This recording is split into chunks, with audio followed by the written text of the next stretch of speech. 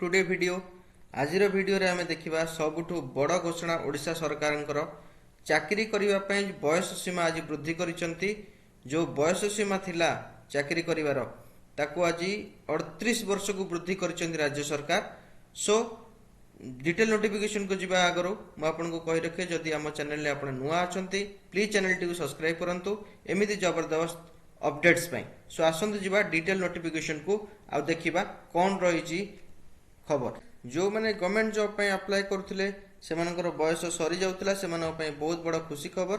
आज Odisha cabinet raise करिसंती upper age limit जोटा कि 38 वर्ष को रेज करिसंती। एज लिमिट आज एनहांस होईची। आज एटा लेटेस्ट न्यूज।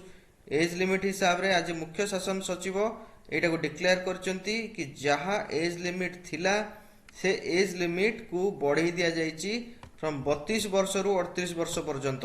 ये देखि पारते मु हाइलाइट करूछ आपनको 32 वर्ष रु 38 वर्ष पर्यंत बढ़ाई दिया जाइची।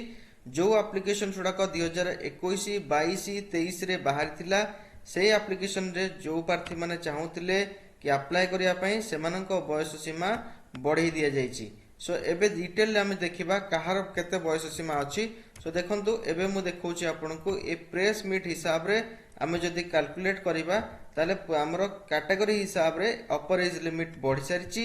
ए अपर एज लिमिट केते हेची मु आपनको देखौची। देखंतु प्रथमे एसीबीसी मानक पई केते अछि ना 43 वर्ष 43 वर्ष बयस सीमा एबे वृद्धि पाइची। 38 वर्ष प्लस 5 वर्ष मिसेइले और 43 वर्ष को वृद्धि पाइची। वुमेन्स ऑल कैटेगरीज को पई 43 वर्ष। पीडब्ल्यूडी कैंडिडेट्स जनरल को पई 48 वर्ष बयस को वृद्धि पाइची।